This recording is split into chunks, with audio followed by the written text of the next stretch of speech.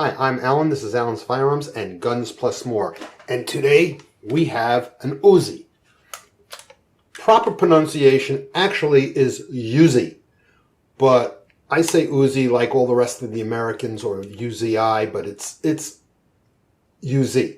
It's originally designed in Israel by Uziel Gal, and that's why it has the name Uzi after him, Uziel.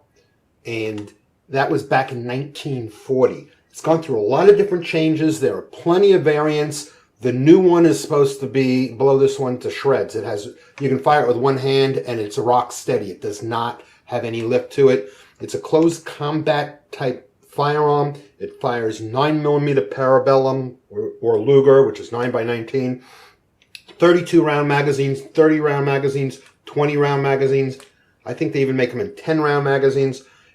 The originals are fully automatic. They shoot from an open bolt, very fast, very deadly. For extra accuracy, they have a rear fold-out stock. It has a grip safety on it and a manual safety on the side. It has a pin front sight and a double peephole flip sight. This firearm was Israel's first major step into creating their own firearms. They were having a lot of trouble getting other countries to give it to them. For some reason, everybody just hates the Jews. What can I tell you? No one wants to help. This gun was made by the Israelis. The way you see it is how the originals looked, with the short little barrel, fully automatic. It's shot from an open bolt. This one has a dummy barrel in it to make it look like that. The way you'd have to use this is an American variant. It has a 16-inch barrel that replaces this. That's the real barrel, so it's a rifle. This firearm shoots from a closed bolt. The ones that first came into the country were a model, what they call model or type A. The type A's were just like the originals, with a couple of welds on it to make it so it wouldn't shoot fully auto. ATF said, halfway through, I think the first year, they said, you can't bring any more of these in this way. You can turn them. They used to say you can turn them into a fully automatic with a screwdriver, a file, and a can opener. They made the first change they made to it so they could keep bringing them in until they came up with more permanent changes. Is it had a floating firing pin. They welded that so it wouldn't move. And there were a couple other things that they welded and changed. They changed the way the barrel fits in here. It does not have what they call the fully automatic barrel, so it stops the gun from being able to be converted. They also, and that was the first changes they made. Then they came out with the Model B or Type B, and that has the full ratchet system up here. That stops it, and it also has no firing pin at all. It's the bolt face. It has a firing pin, but the bolt face, it's just a piece of metal welded onto it, as opposed to having a floating firing pin. Technically, I'm not sure what that does. They say that helps stop it from being changed into a machine gun. I don't believe it. I'm going to go over all of the finer details of it on the Workbench. So we're going to go over the Workbench without any further ado. We're going to field strip it, clean it, lube it, put it back together again. I'll show you how to change the barrel so you turn it to a rifle. I'll show you what that looks like. Let's go. Well, here we are at the Workbench with the Uzi. So let me open it up. It's just a simple plastic case, and in it you can see how the firearm is laid out here. This is a speed loader for the magazine. Here is the barrel for turning it into a rifle, and this is how you can tell whether it's a fully automatic barrel or it's not. This has like a cut flange in it. It tapers down a little bit, whereas the semi-autos or the non-automatic weapons, it has a bulb on the end. It's flared out. It's bigger. So that's the difference. This will not insert into the firing mechanism. The other one, this will, and the other one doesn't. These are both 32 magazines. It comes with an oil can. It comes with a grease cup with a little grease applier. And it has a little cleaning brush. I don't know how you use it, but it comes with a cleaning brush. And a sling. So let's take this out, and we're going to flip out the barrels. We'll make it into a rifle. We'll show you how easy that is. But the first thing we want to do is we want to take a look at how this looks. First, let's take a look at the sighting system. As you can see, it is just a peep sight, and you're not going to really be able to see down that peep sight, but it's a peep sight on the rear that does flip. It goes that way or this way. So long distance and close range. It has a pin in the front. So it says here, alterations to the firearm are unsafe and illegal. Read manual before operating. So they thought putting that on there would please the ATF. And the only thing that pleases ATF is with this gun was stop bringing it into the country. We don't want it here. Okay. This is your charging handle. And you pull this back to charge it. Magazine goes in here. Here's the magazine release. Here is a safety on the back. Here's your fire and safety. If this was fully automatic, you'd have a third notch for selective fire. To extend your stock, you pull down, and it comes forward just like that and goes and it locks into the open position. You have a sling swivel here. Now to close it, all you have to do is you squeeze and fold this up and push this button in right here, and it goes down, and then you can knock it together. And here's your other sling attachment right here. So it's a shoulder sling. To remove barrels, it's real simple. There's a little button right here, push it in, and you can unscrew this, pull out the phony, you can see it's solid, pull out the phony barrel that you use for show, and you can insert your real barrel. Now there's a flat here that goes into there, so that's all you got to do. Pull this out of here, put this on, screw this on,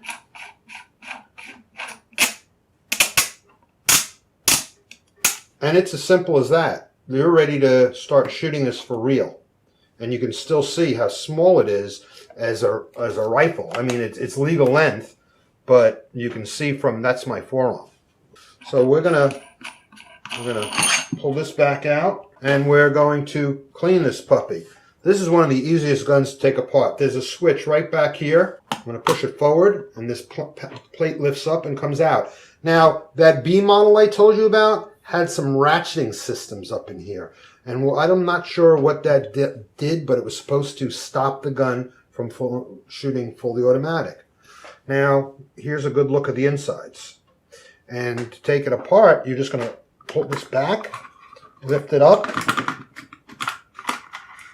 and it all comes out just like that in one swoop. You see that?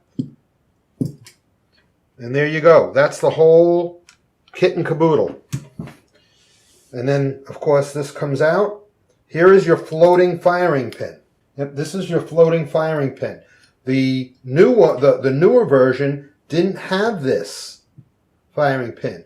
All there was a nub welded onto the front of that. The in-between models actually had this firing pin, so you couldn't take it out like this. You know, it was in here and it was welded in, so you couldn't take it apart to this extent. So that's the whole thing. And then you have this spring system. That's the whole thing. So let's clean this puppy up. We're going to put some cleaner lube. I use Strikehold, by the way. If you're a fan or a follower, you know this is all I use on my guns. It cleans, it protects, and it lubricates. If you want to find out more about it, look at one of the 2 videos I have on it. Small shops give you something that the big shops don't. And that is usually very knowledgeable people. People more knowledgeable than in the big shops, because they can't afford people with our knowledge. If your little shop doesn't have someone who knows a lot about firearms, all different kinds of firearms, find another shop. You really should have someone local who can help you. Okay, so we got that all clean. You saw what I'm doing. I'm using a stick and getting into all these like little nooks and crannies. I like to use a stick on, and that way I get into all of this. And I'm going to get all this whole thing, I'm going to wipe it down because this moves, this whole block moves in there, and there's a lot of metal on metal. So I'm going to clean the front of this, back of this, and I have a hole that needs attention. So I'm going to put, now even if you don't have a 22 rifle, you should have a 22 push rod, because there's a lot of holes in guns that you want to clean, that your regular, if you have a 40, if this was a 45, my 45 rod wouldn't fit in this hole. Look at that. Look how much dirt came out of there. Mostly, I don't know if this has ever been shot. This looks more like, okay, yeah, it's been shot. Now I'm going to get the battery. I can always tell once I get to the battery, because most people don't know to clean the battery or clean underneath the extractor, because if you don't clean underneath this extractor, you can get around to it to fall over around, and you'll get a stoppage, or worse, you'll have an accident. So I'm going to clean off all of these parts. Then what I'm going to do is I'm going to go over all these parts with lubricant. Now, this doesn't want to come off, so I'm not going to force it. I probably could pull it straight off. It's just a spring, but I'm not going to force it because this is pretty clean. If it was really dirty, I would. I'm going to get this spring. This gun is in really nice shape for an older gun like this. Okay, I'm going to wipe down the whole inside of this. It's time for a new cloth. These big areas like this, I can just get with my finger. I don't need the stick. Down in here I do. It's not letting me get in there with my finger.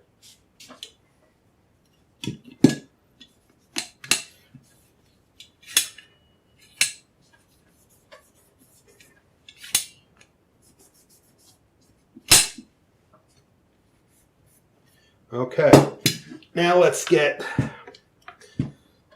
the big boy. And this you can practically do completely with just your hands, because it's so big. So much room to work in here. There is a buffer in this thing that has been beaten up. So I guess it's been in kept really good shape, but this has been fired, or it's age that's eating up the buffer. Now, one of the things that will eat up these rubber buffers, and it's got that's going to have to be replaced soon, is someone cleaned this with gun cleaner, and what they didn't do is deactivate it with oil. And that's the thing. That's the thing. If you're using regular gun cleaner and you don't have cleaner like strike hold, what you'll need to do is touch every place that you touched with cleaner with oil to deactivate it. If you don't, it will eat away polymer parts and rubber parts and plastic parts, and it'll also eat up your finish. Okay? So you want to do that. So when we're done with this, I'm going to lube this so you guys can all see how you lube one of these guns if you have regular cleaner.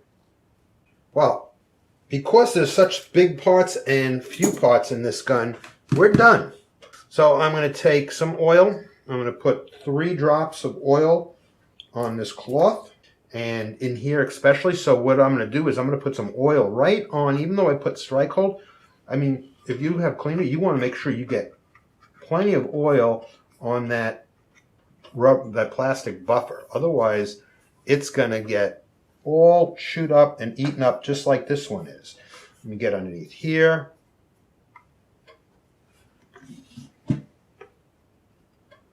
Okay, I'm going to make sure, by the way, that's the ramp. So you want to make sure you get that good and clean and good and oiled, because you don't want cleaner sitting on that ramp and chewing it up. We're going to get oil inside the barrel port because we've got cleaner in there, so we want to hit it with oil. The oil will protect it a little bit, but it's more for,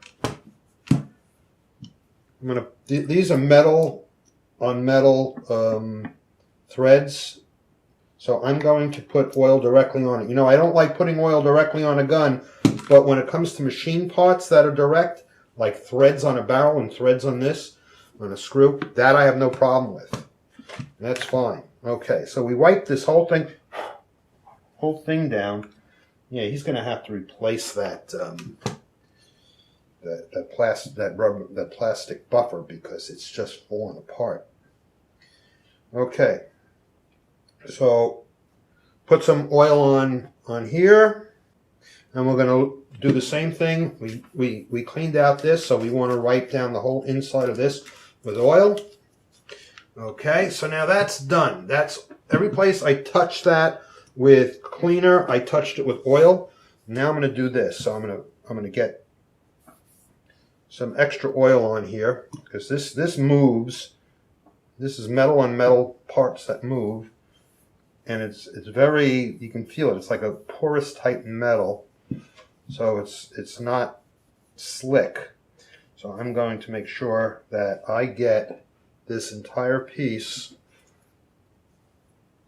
covered with, you know, hit it with this oil covered cloth. Now notice I didn't put oil directly on here.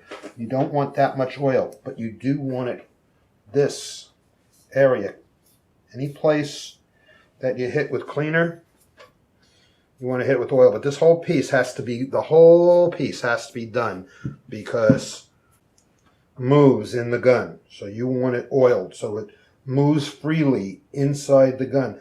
Matter of fact, a touch of grease wouldn't hurt. Okay.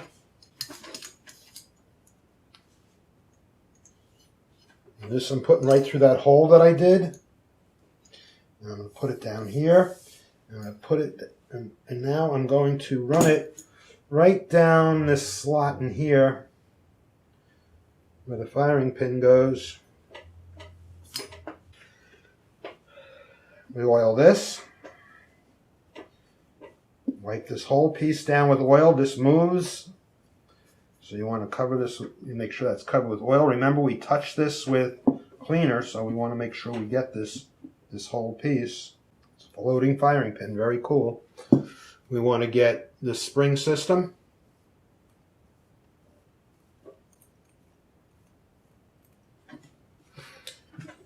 And we want to get the inside of this. Everywhere where we touched it with cleaner, we hit it with oil.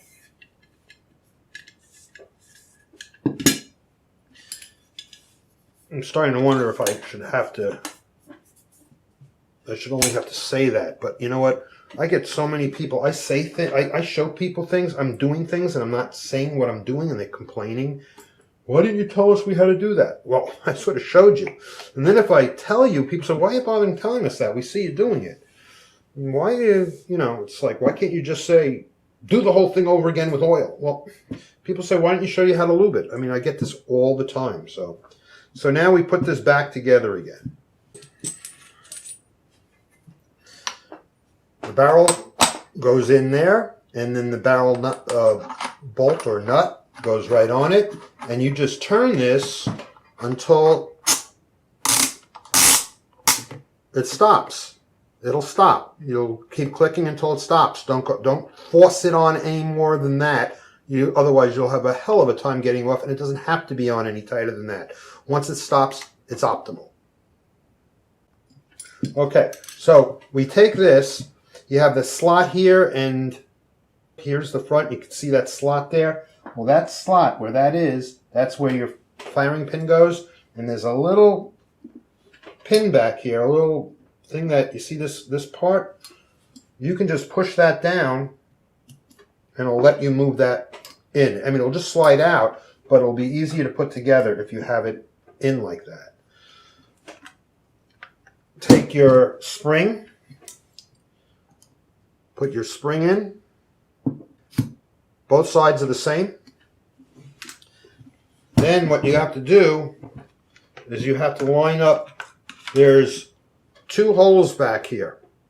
I'm holding this in my hand like this to make it easier to put it together. And if you look in here, you'll see there's a big hole and a small hole. And I don't know how better I can show you this, but these springs go right into those 2 holes. And then all you got to do is pull this back and it drops right in. That's it. That's what you got to do. I'm going to show you that again. Just put these into these 2 holes. Pull this back and it goes in. You put your cover on by inserting the front in right underneath the sight. Give it a little tap. And we've got ourselves a Uzi. So that's it. Thanks for joining me. Like and subscribe. See you next time. Thanks for joining me for the Uzi, or UZI, or UZI 9mm Parabellum. Please like and subscribe, and until next time.